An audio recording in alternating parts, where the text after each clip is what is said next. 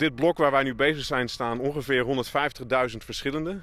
Maar dat is niet alleen voor chips, maar ook voor alle marktsegmenten die je maar kan bedenken liggen hier de kandidaatrassen voor de toekomst. De mast joe het werk inhellen worden op de ierappelvelden van HZPC bij Metselwier. De poortierappels die worden in deze tijd rooid. Maar de oranje dagen had het werk liek wel stil aan. Het ging heel goed vorige week, maar toen kwam een hele dikke bui over. En eigenlijk afgelopen weekend ook heeft het heel veel geregend.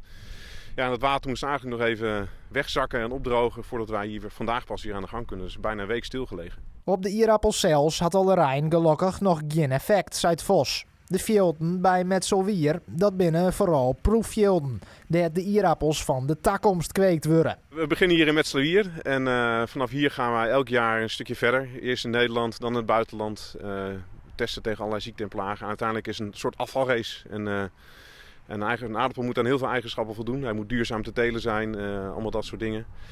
Dus ja, een afvalrace. En uiteindelijk we beginnen hier met heel 150.000 en uiteindelijk blijft er een handvol over. Het waar liek het Joet en Moor nog knap. Dat betekent dat de ploeg hier nog wel even werk had. Ik denk hier nog op dit blok nog een dag of 3. En dan aan de overkant van de sloot nog een dag of 4, 5.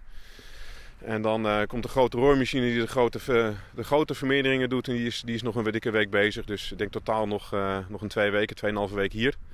En dan nog op andere plekken, 3 andere plekken ongeveer een week. Dus we komen de tijd wel door met rooien.